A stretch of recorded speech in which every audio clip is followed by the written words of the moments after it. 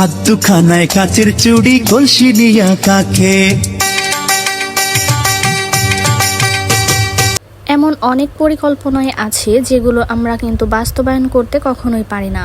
মানে মনের মধ্যে অনেক ইচ্ছা থাকলেও সেগুলো পূরণ করা কখনোই সম্ভব হয় না। সব কিছু তো আল্লাহর হাতে, তাই না? আল্লাহ চাইলেই সম্ভব, আল্লাহ না চাইলে কখনোই সম্ভব না। অনেক দিন হয়ে গেল এই কলসটা আমি সুন্দর করে সাজিয়ে রাখছি, যেন শাড়ি পরে একদিন সুন্দর করে ভিডিও করতে পারি।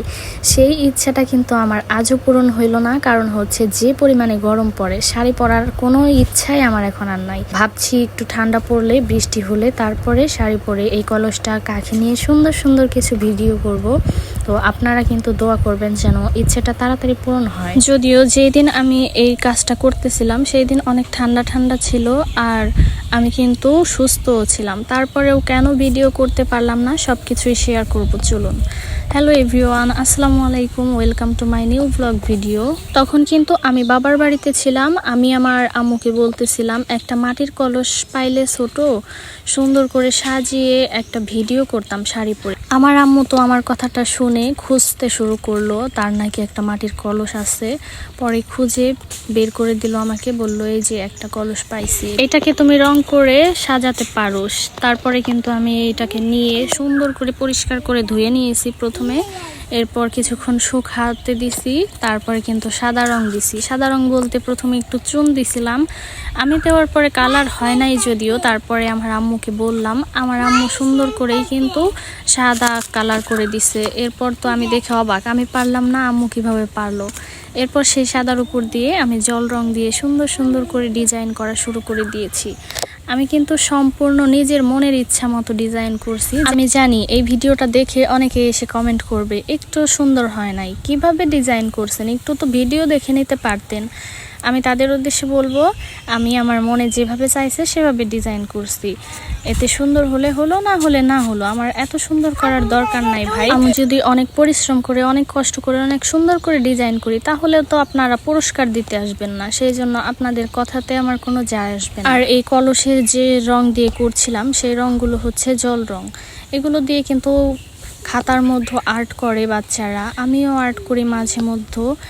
এখন এই রংটা অনেক দিন যাবত এনে রাখছি, কোনো কিছুই করা হয় না, সেই জন্য ভাবলাম এই কাজটা করে ফেলি। তবে এত কিছুর মাঝে একটা কষ্টের বিষয় কি জানেন?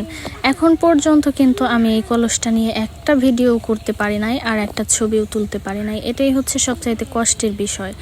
যাই হোক, আপনারা কিন্তু অনেক বেশি বেশি দোয়া করবেন যেন তাড়াতাড়ি একটু ঠান্ডা পড়ে, বৃষ্টি নামে, তাহলেই কিন্তু আমি সুন্দর করে ছবি তুলবো এবং ভিডিও করব, আপনাদের মাঝে শেয়ারও করব ইনশাল্লাহ। আর একটা বিষয়ে আপনারা আমাকে একটু পরামর্শ দিবেন, একটু কষ্ট করে, সেটা হচ্ছে এই মাটির কলস দিয়ে আমি কি কি গানে সুন্দর করে ভিডিও করতে পারবো, একটু প্লিজ বলবেন সবাই।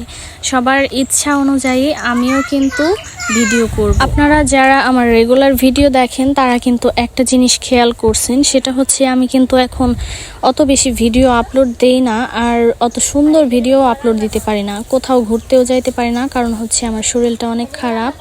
সবাই কিন্তু আমার জন্য একটু দোয়া করে দিবেন। আমার মতো এরকম আপনারাও কি কখনো করেছেন কিনা সেটাও জানাবেন।